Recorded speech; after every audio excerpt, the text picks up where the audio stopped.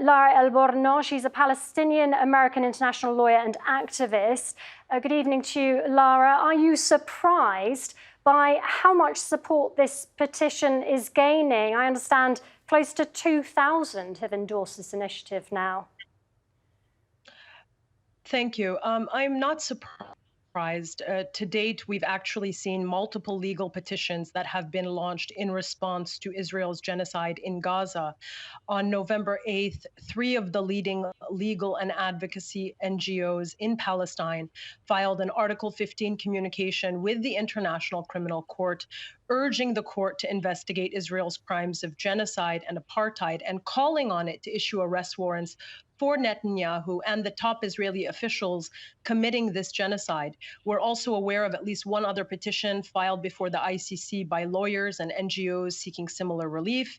And today, as you said, we learned that more than 60 politicians signed a petition also seeking similar relief. We also heard that the Center for Constitutional Rights filed an action against the Biden administration this week in U.S. District Court.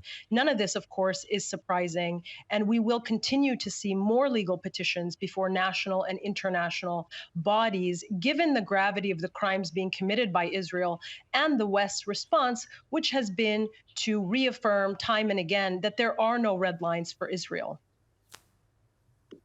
You say there are no red lines for Israel. I ask you this: if Israeli leaders, including Benjamin Netanyahu, are indeed found guilty of genocide, war crimes, crimes against humanity, what then? What are the consequences? What happens next?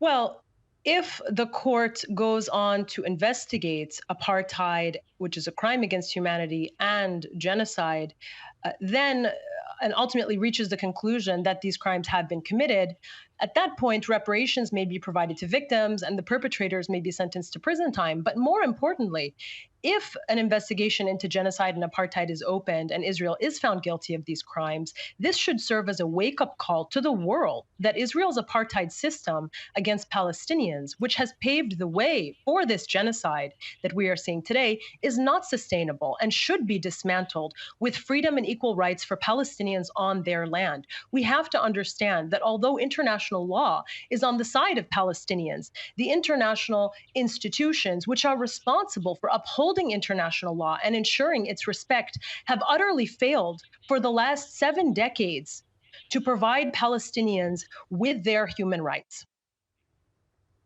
Lara, thank you very much for joining us this evening. Lara Elborno there speaking to us here on TRT World.